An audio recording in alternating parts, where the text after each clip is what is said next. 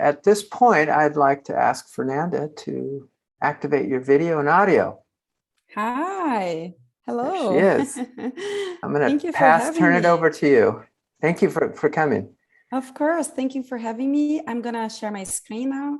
Thank you again for everybody for being here. Thank you, Doug, for the invite to speak with your community today. I'm from Zendesk for Startups, and I'm going to share some customer support and customer experience best practices and metrics for startups. So a little bit about myself. I'm Fernanda. I have been in the Bay Area for the past 7 years. I'm originally from Brazil.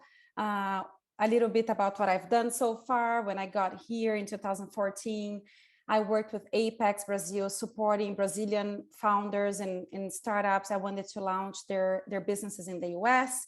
And also we're looking to raise capital with Silicon Valley-based investors. So I worked a lot on that bridge connecting both ecosystems. After that, I joined Samsung Next Ventures, supporting our ventures team in generating deal flow for that team. And this year, joined Zendesk for Startups. Is a small and mighty team. We are growing a lot. We're hiring a lot for a lot of job positions as well. I should share with you, Doug, so you can share with your community as well. But this year I joined Zendesk to manage our partnerships with our top partners. That includes VCs, accelerators, incubators, ecosystem partners.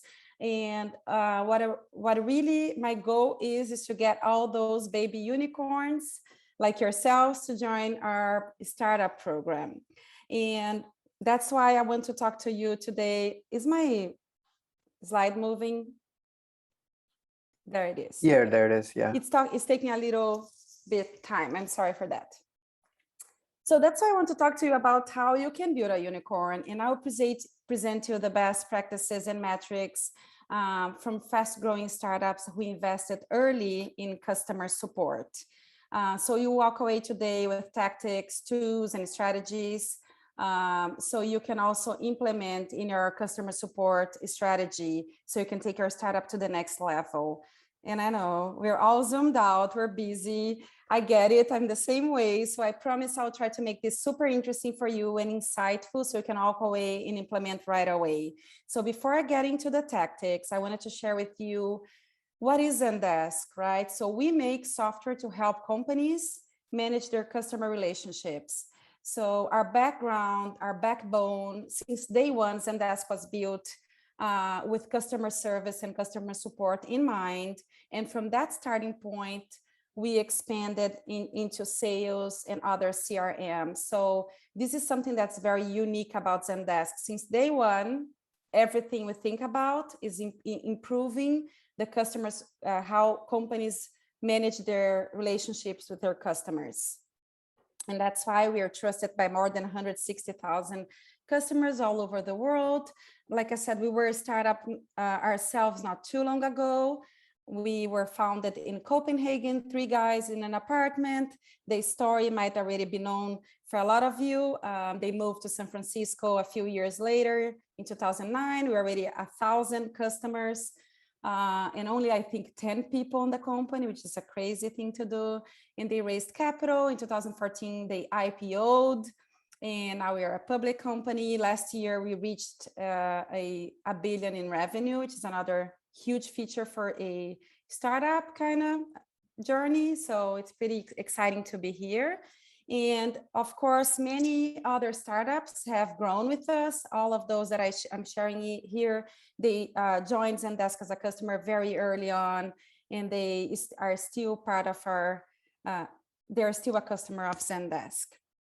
And the reason why I'm telling you all of this, it's because, you know, Zendesk has seen inside of the most innovative companies in the world, and we see what they're doing with their customer support, right? Where they're focusing their time, where they're spending most of their time, most of their agents.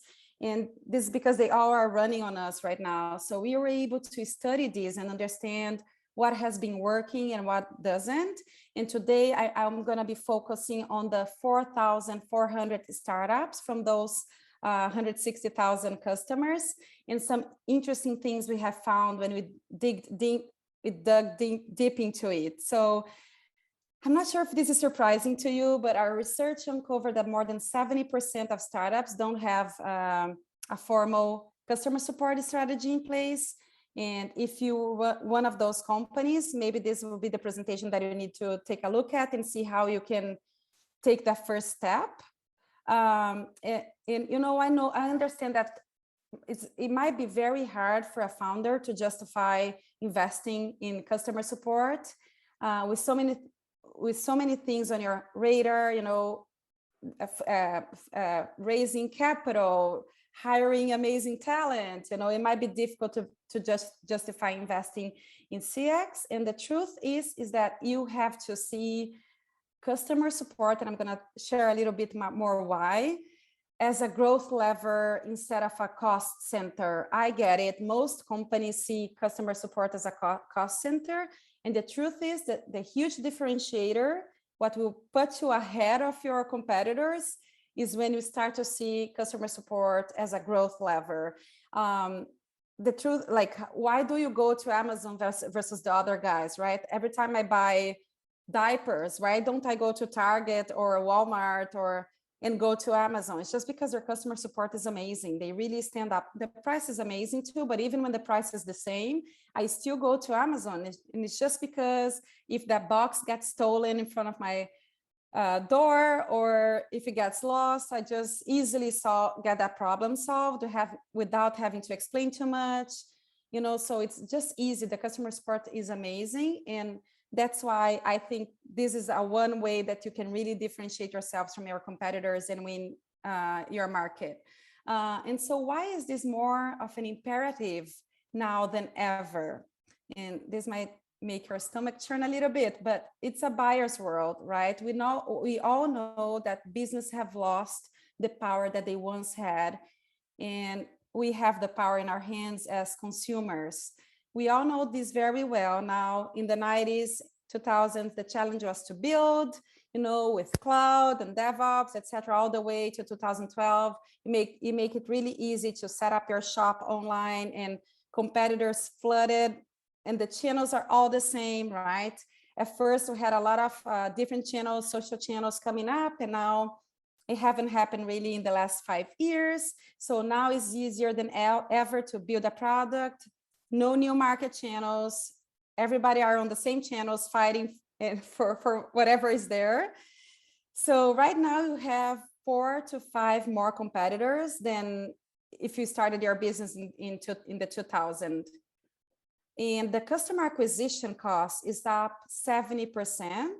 So this data is from Profitwell in their 2019 customer acquisition cost study. So I can also share with you if you're interested afterward. And also, of course, with less channels and more competition than ever, the product value has actually decreased. So that means that customers are less willing to pay for the same things that we were once willing to do, right? Now we want everything for free. We want to try it for free for a few months. If you can't really see the worth in it, you don't buy it. So I get it. The expectations are higher than ever. It's been very hard to please, especially I was looking at some data the other day, internal data from Zendesk. And during the pandemic, it's crazy to see how we as consumers became very, very difficult to please. After one bad interaction or a second bad interaction, we change companies and just go to the competitor. About 90% customers after the first bad interaction just choose to leave. And so we have seen NPS, we have seen this with NPS as well, is down overall when it comes to software companies. It has gone down 34 points. And so I don't want to, of course, this is all very overwhelming because it puts us as businesses in a very difficult position. And that's the same with Zendesk as well. We are also every day fighting for our customers to make sure that we're providing a good customer support, we're making our customers happy. So this is an everyday part of our jobs, right? And I want to focus here on the question. So the question should be less about what is happening right now, but more what to do about it. So where can we move the needle as a business overall, right? And when you think about success in a business, you have the customer acquisition and customer retention, right? And now it's clear that acquisition is harder than ever.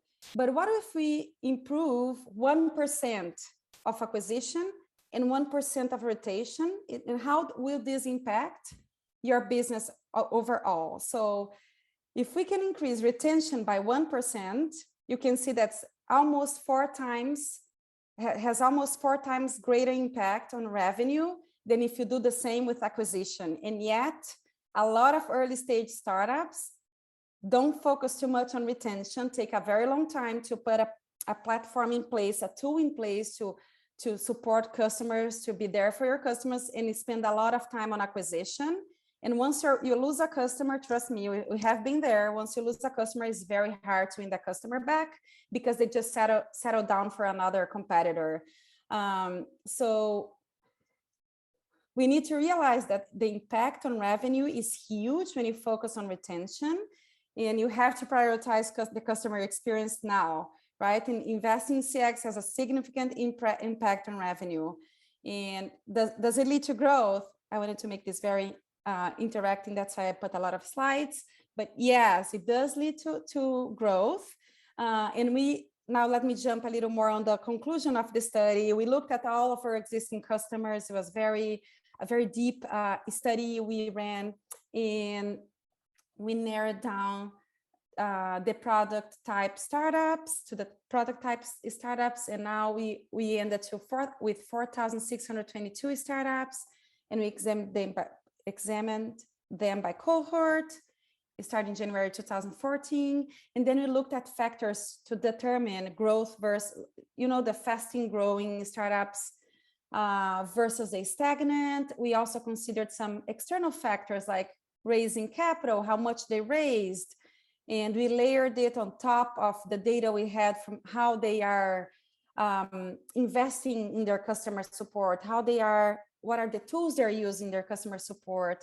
And so we were able to understand how the hyper growth startups are investing versus the stagnant. And the answer here is there a correlation to investing more in CX and growing faster, right? So let's take a look under the hood to see what we found out. And those are the best practices I wanted to share.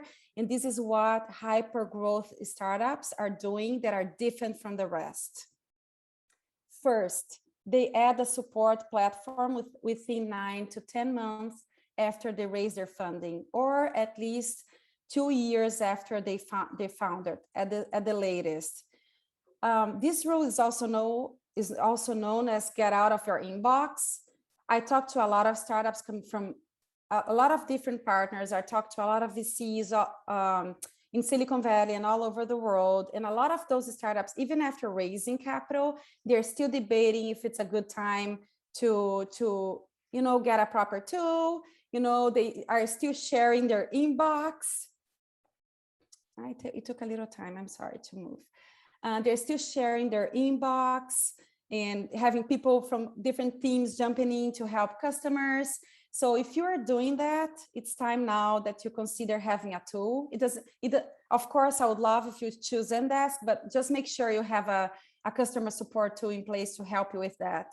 And hypergrowth startups are 33% more likely to add support in their first year. And I think that if there's only one thing that you walk away from here today, is that do that sooner than later. You don't want to be too slow on this, because you really need to be able to prioritize customers and retain your customers. And there's a simple rule I like to share, is that this is a good test, right? And this is a very interactive conversation here. How do I know when it's a good time, if I'm ready to bring in a customer support tool? And I like to say, if you don't know the name of your customers anymore, if you are really like, you can't count on your fingers, your customers, you don't know them by the name, that's the time you should get a support tool. So get out of email and use a tool. Second thing you should be doing, make it easy for your customers to reach out to you. That might sound silly. It's not. Customers like to talk to your company the same way they talk with family and friends. They want to make sure that they don't have to call you. I have a story about this. During the pandemic, I started coloring my gray hair at home. And I went to e-salon and I made a subscription and they crafted my color, and I was doing that at home. And I actually used it for a year or so, and I was able to skip my shipment on their on my account. So I had control over how I could change my color and everything. And then at some point I couldn't do that on their website anymore, and I had to call. And when they forced me to call, I was like, I can't believe I have to talk to somebody. I talk to people all day long. I don't want to talk to change my subscription, to change every time I want to skip the delivery date. I don't want to do that. And then I called and I actually canceled it. And I told her the CEO is a Latino. And I'm like, you know, I really want to keep that business going. And I want this message to get to the CEO. This should not be the choice. We want to give customers the power to talk to you in other channels as well, not only phone call. And so fast growing startups, they adopt what we call omnichannel support 3 to 6 months after adding support. And they're 33% times faster than other startups to do that. And if you think about this, how this should be looking like, this is how it should be. If your customers are on Instagram and they ask you a question, you should make sure that you answer that question and solve the problem on that channel. What you should not be doing is directing that customer to another channel because you don't want to deal with them on the channel they chose to talk to you. So meet your customers where they are, also known as add omnichannel. A third target, build a plan for your customers to reach out live, right? We see that happening in a lot of big companies. And the truth is the live channels can help you solve a lot of urgent, kind of high value customer issues quick and cheaply. From our findings, fast growing startups added chat in the first 12 months and voice support in the first 17 months after fundraising. In the early days, we understand it can be hard to have people available, but just make sure at some point you add a live channel and you staff that live channel. Hyper growth startups were 20% more likely to add live chat and live channels by year 2. And they also staffed it with 16% more agents only for the live chat than the rest. And that's something that we have seen with a lot of hyper growth startups. They use live chat and they also staff it. They put people to be able to answer your questions, customer questions right away. Target number 4, the shortest distance between 2 points is a straight line, and the shortest path to answers for your customers can be self-service. And Zendesk is a big fan of self-service. You know, as your company grows, you can't just keep on hiring agents to do customer support, right? You can't have 1,000 people answering questions. You gotta find a better way to let your customers find answers for themselves, right? And 61% of customers want to resolve as many issues on their own as possible. Like I said, I'm one of those people. I would much rather have information about how I do something or how can I skip my delivery on my own than reaching out to anybody live, offline, phone. And I feel like there's a new generation of customers that are also more likely to want to find information on their own. So this is a huge thing. We have seen a lot of hyper growth startups investing a lot on their help center. So this is, I think, the second thing it should be the second and not the fourth here, but please make sure you have your FAQ in your help center, or you can call it a knowledge base, very sharp, so customers can find information there. And another thing that I like to talk about here is that once you load your website, your FAQ or your help center with a lot of articles about your product and about your company, keep in mind that you are flooding the internet with content about you. So it can also be seen as a content marketing strategy. Instead of loading information on a Medium account, use this FAQ to also generate leads for your sales team, on top of also just deflecting tickets and making sure your customers are solving problems on their own. That's a big thing for Zendesk. That's why you can find anything online about Zendesk. And so hyper-growth startups have 27% more content on their help center than the rest. So that means that they really spend time creating content. And I'm going to give a tip here. We call it the 600-second rule. And here's a simple thing that you can implement right away if you already have a help center in place. Just get each of your agents to spend 10 minutes a day creating an article about, a question that keeps coming back, a pattern, or, something that they keep seeing coming up. They should here's how it works on Zendesk, but whatever tool you're using, just make sure that the agent creates that habit of, this question came up during this week or for a certain time, very often, let me just go here, create an article about this and put it on your FAQ. And so you allow your customers to focus on problems that really matter, that really require their attention, and let customers solve for themselves. So again, invest in self-service now. And the fifth target, make your stack work together and work for you. You can improve your productivity and streamline and automate workflows by tying your most important systems together. So let's name names here. Most popular integrations with early stage startups are Jira and Slack. Those are integrations out of the box with Zendesk. Plus another one that's very popular is Shopify for e-commerce. But we have a Zendesk Marketplace where you can integrate with more than 1,000 apps. And we also work with a lot of early stage startups building their own API and integrating it with Zendesk, which is also something you can do. It's very, very easily to be done. So keep that in mind. Zendesk integrates with more than 1,000 apps.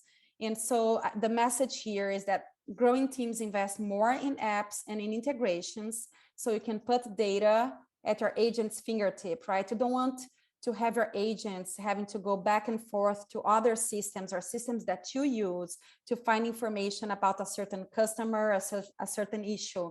You want to make their lives easier so they can solve problems faster. And this is my final message here. The driving down first reply time.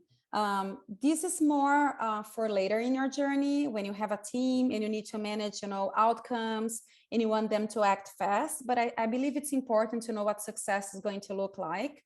And the truth is, when it comes to working with customers, that's measured by speed, right? How fast you can get back to them, how responsive you are. And I think a final message on the best practice number 6 here is be relentless about getting to that customer right away, even if it's to say, I don't have an answer for you now, let me look into that and I'll be with you first thing next day or ASAP.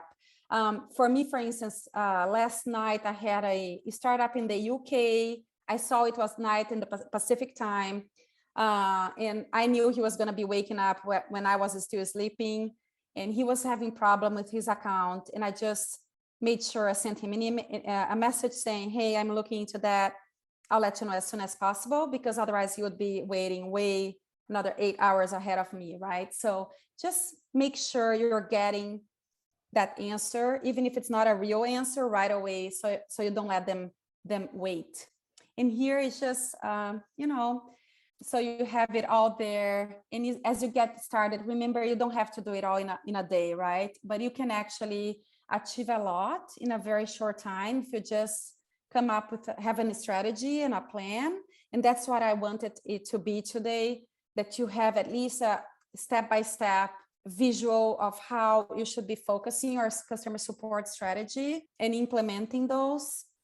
And finally, let's talk a little bit about unicorns and how they differentiate from hyper-growth startups. And I got a little inspired by the Olympics, and it's always very impressive to me to see how close the first and the second place are when they're crossing that line, right? The same with swimming. It's like, oh my God, who touched first? How is that possible? But yet the first place gets a much bigger money prize than the second place and the third place. And this is also truth when you are comparing the 98% versus the 99%. When we were, when I was with Samsung Next in the working with the ventures team, we would invest in 1% of the companies that we saw, right? And for me at the time, the difference between the 98% and the 99% was not bad. It was not huge, it was the same.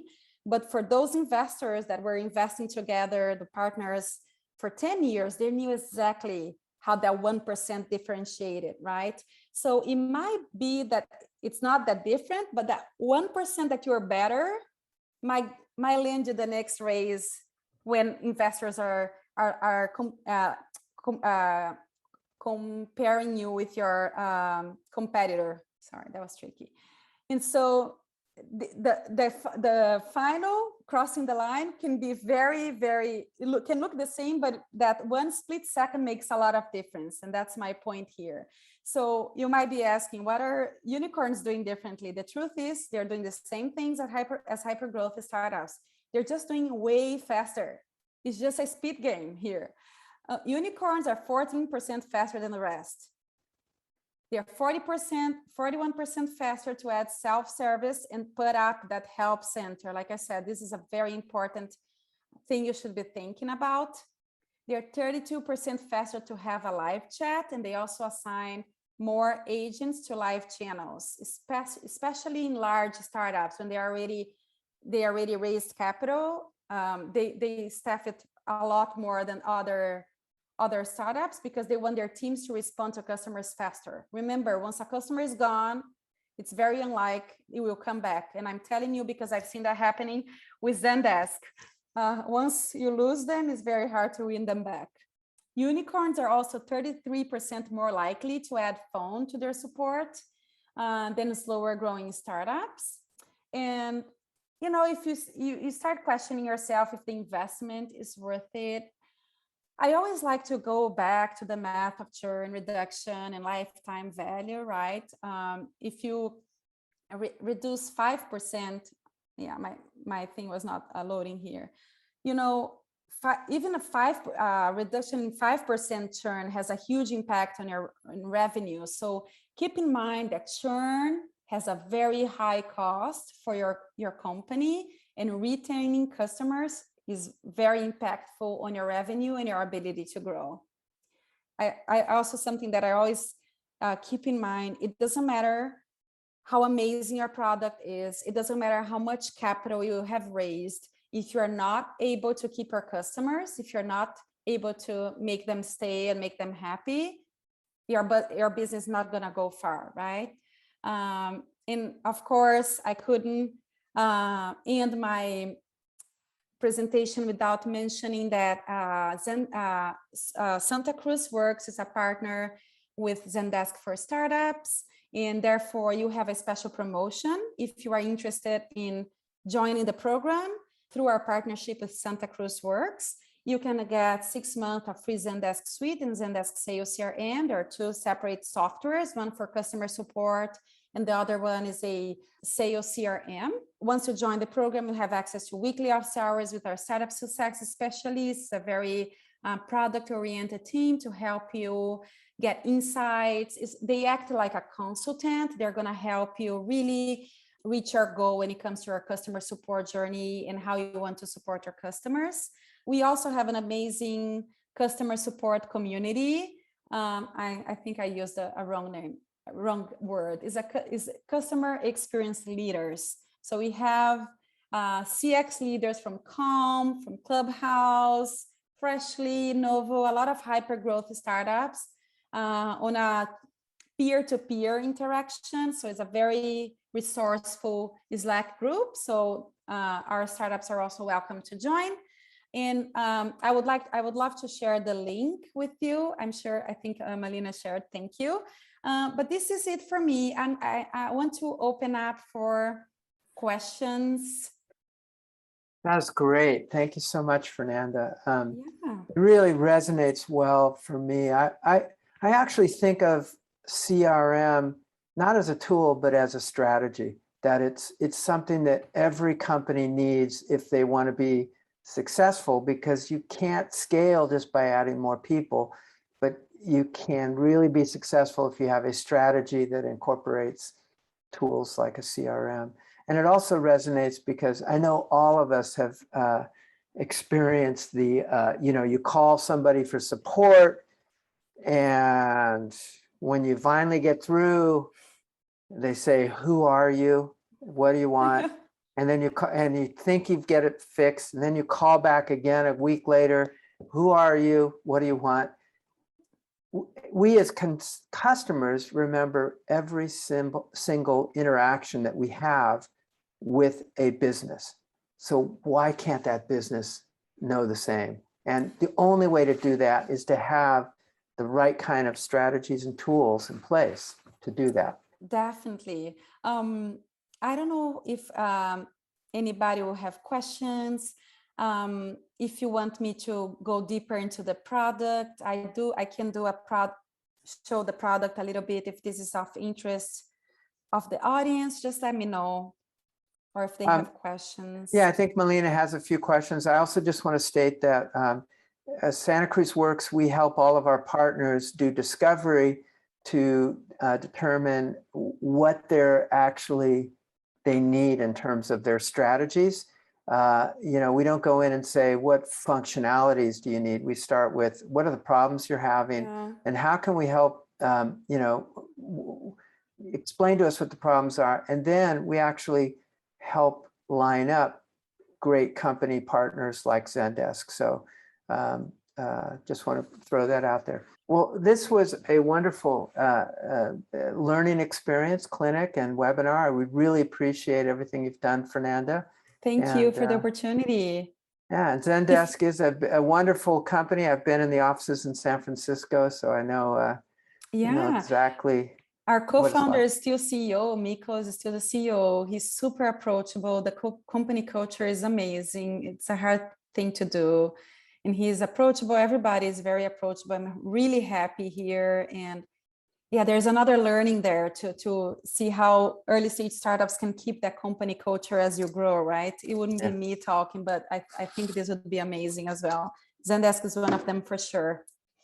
Fantastic. And if anybody, you're not sure about Zendesk, don't know if it's a good thing because maybe you're using something else and you want to reach out, Doug, always feel free to just make me an intro, put me in contact with whoever asks for an intro.